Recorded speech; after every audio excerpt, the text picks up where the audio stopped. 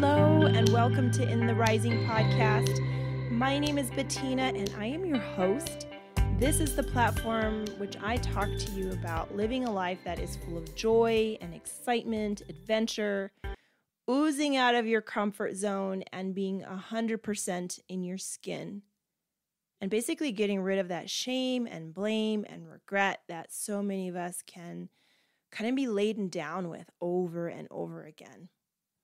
So I was wondering what to talk about today, and it came to me while I was walking my little dogs, and I was thinking about all the nerdy research I've done, trying to get really comfortable because I haven't always been this way, and perhaps that's something similar to you. You know, as you get older, you accept more things about other people, and you start to really accept things about yourself.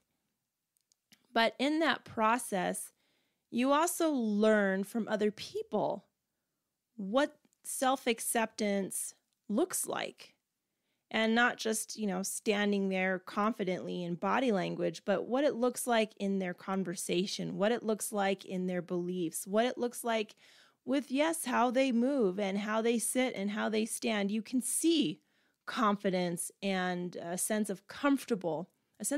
You can see that on people. Just the same way you can tell that someone is uncomfortable and scared and fearful. So I started thinking about this research that I started to do, and it was not for any project outside of like podcasting or anything like that. It was completely the Bettina project. And I was at a low point, and I was just thinking, you know what, I've got to figure this out. And I basically looked for anyone that seemed like they had it together. And I'm going to start off with, of course, Oprah. She had it together, but she had some struggles.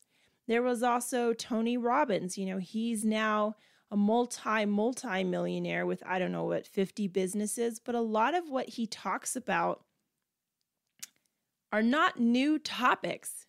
He puts them together and funnels them and presents them to certain people that he can resonate, but it's not necessarily new. But when I was learning from Tony, listening to some of his morning motivations, because some mornings are kind of tough, right? And he was talking about his mentor. He referenced him several times. And I realized in that moment that as big as Tony Robbins is, he had someone that he did look up to. And there is still someone, that same person, that he still looks up to, that he still kind of strives to be like.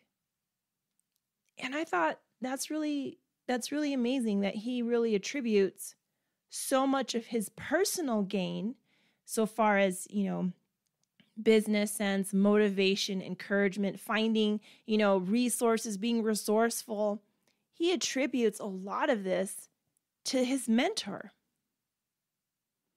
And as I kept going through other people, for example, Maria Forleo, she was talking about certain books that she read and certain people that she's like, if they can do it, I know I can do this. Gabby Bernstein, one of her best books, because it was my favorite, is Spirit Junkie. And she really just talks about the book, A Course in Miracles. So, all these people that I was looking for guidance had at some point looked for guidance from someone else or something else. And that's, I believe, how we keep this cycle going. And they were kind of my gurus. And so I looked up guru. And guru is actually a Sanskrit term for teacher or guide, expert, or master of certain knowledge or in a certain field. And so any one of us can be a guru at any point in time. It involves what have we learned. And with regards to self-care and appreciating your own journey, you are eventually your own guru and yourself. Like I, Bettina, am the guru in Bettina, but I have pulled from many resources. So I have had a mentor basically. And it reminded me of this quote, which is attributed to Benjamin Franklin. And I did not do all the deep investigating, but it says this, and I quote, "Tell me and I forget. Teach me and I may remember. Involve me and I learn." End quote. Bottom line is, when you're involved, you are in a place where you can evolve and also ingest all this information to be able to kind of bake it like a recipe, nice in the oven, let's simmer on it a little bit, and then you are able to produce something out for the world. And that's a lot what having self-care and value is you're taking this time for yourself, whether it's spiritually, emotionally, financially, physically, so that what you can produce to the world or that comes out of you is just so much better, is at a higher level. And how do we do that then? How do we find a mentor? How do we find this kind of guru? And I have 4 things listed on my little paper here about what we can do to find that guru or find it for a match. And so number 1 is we need to associate in terms of values. For example, what is our worldview? If your worldview is 100% democratic, 100% in the belief that you can only ever pull yourself up by your bootstraps, you never ever get help, well then you're not going to be either a great mentor or mentee for someone that's not in that world. If you are a person that does not believe in gender equality, well then you may not be a mentor for pretty much anybody. But you have to have some similar values and a similar worldview. You have to have that connection there.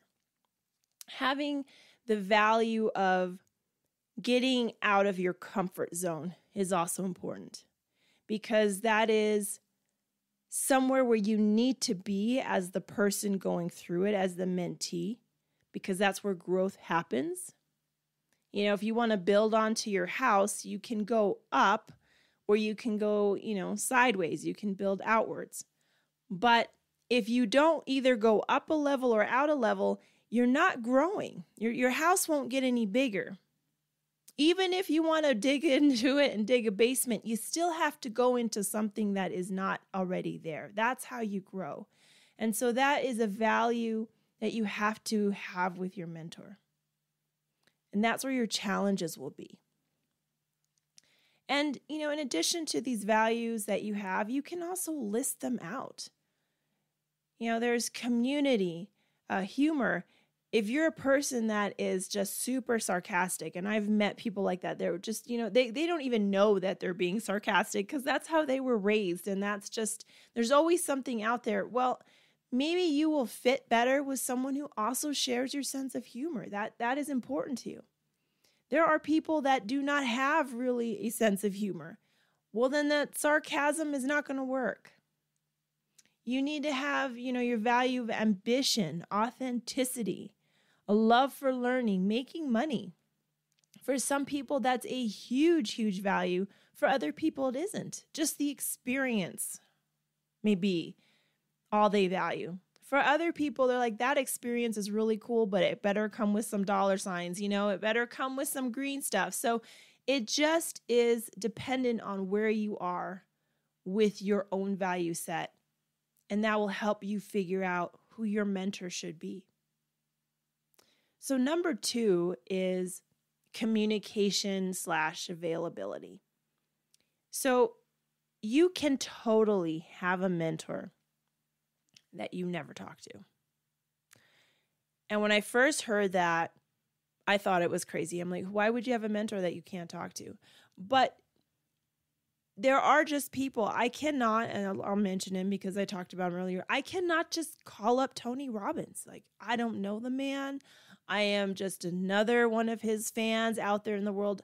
I don't have that deeper connection.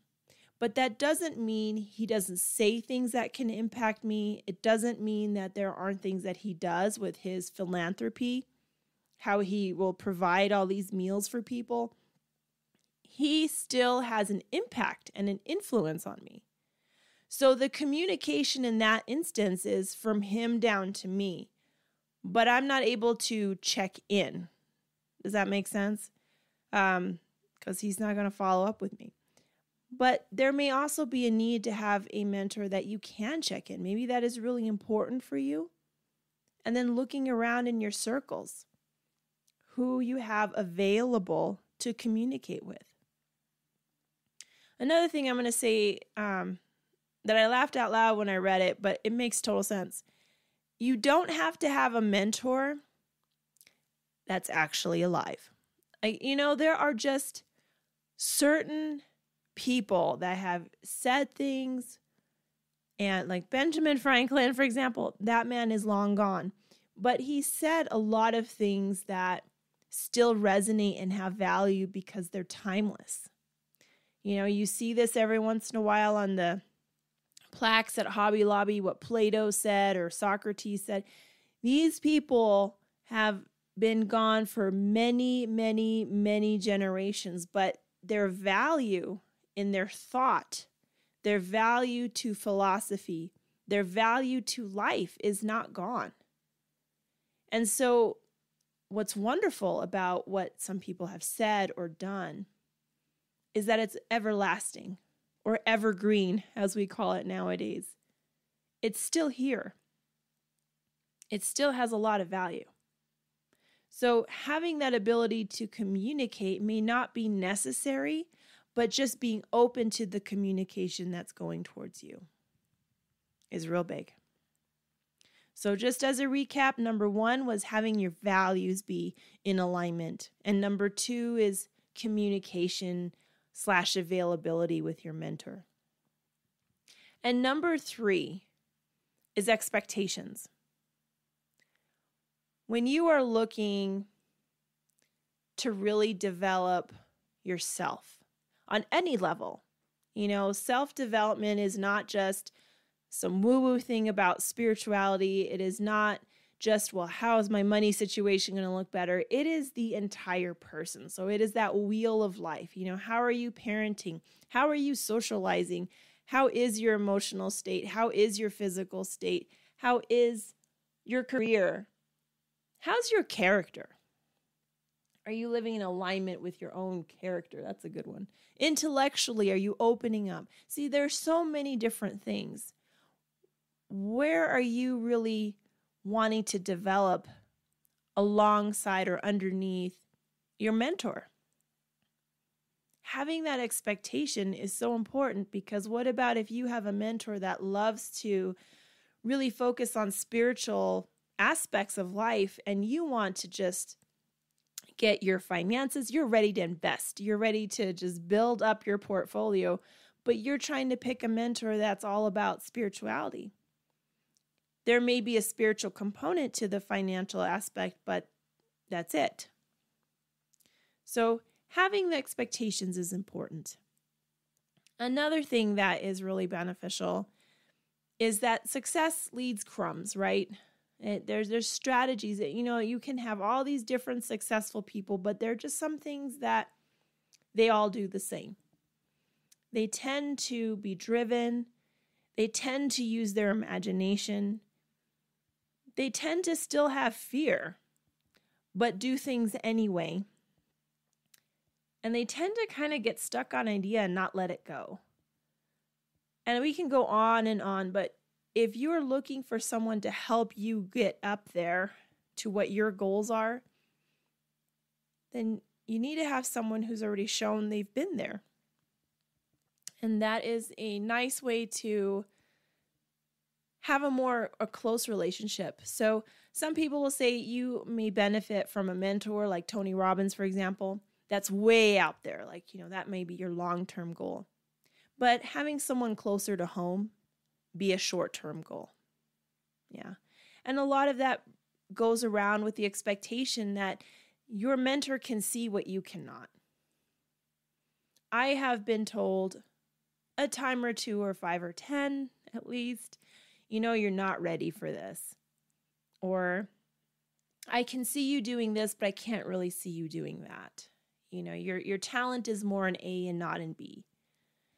And it does not feel good, but it definitely, when it's said with, of course, respect and love, but when it's said that way, then you can just tell that they're able to see something that may take you a lot longer to come up to the same conclusion. Now, yes, I have also heard of instances where people are told no by everyone and they still manage to do things. And there will always be a situation like that. If you know in your gut you can do it and your mentor says no, well, then that goes back to alignment, that your values are not in the same place. A person that's really aligned with you will still be able to decipher what is ideal for you and what may take you longer to get to. And what I also think a mentor can do, and what you should see, and I say should because I'm going to put it for myself.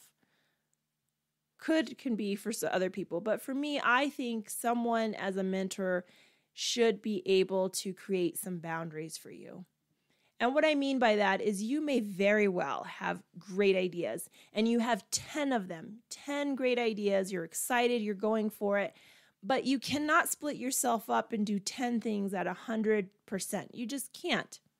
So that mentor would then be able to say, okay, you know what? We're focusing on number 1.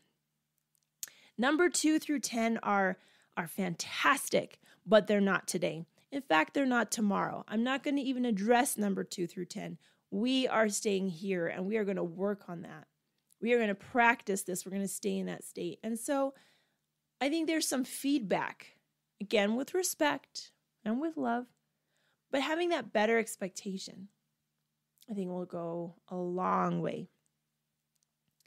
So as a recap, number 1 about gurus and mentors is that you have your values in the same place, that you value the same thing. I think that's number 1, because without values, we don't connect with people when we don't value the same thing. Number 2 is having communication and availability to have conversations and be able to build you up. And your job is to help them have feedback. And number 3 is expectations. Both parties need to know what they're getting into. And when you have a mentor, because you see something in them that you know you have a little pilot light and they have the bonfire, you just want to get to that place. And it doesn't matter in what avenue or what topic, even spiritually. We have pastors on purpose. We have books and authors on purpose. We have all these cooking shows on purpose. Someone has already figured something out. And so having that sort of mentorship to help you grow helps you grow exponentially and helps you grow exponentially faster. So it's always nice just to multiply your impact and multiply someone's impact on you. So thank you for listening today. All of our time is precious, and I appreciate all the minutes you've given me. And so if this is the kind of topic you like, I would appreciate if you subscribe or leave a review. Reviews are actually the currency of podcasts. When you leave, when you take a few extra seconds and leave any podcaster a review, you're really doing so much for them. So thank you in advance, and thank you for listening. And I will see you guys next Tuesday when the next episode drops. And until then, let's keep building one another.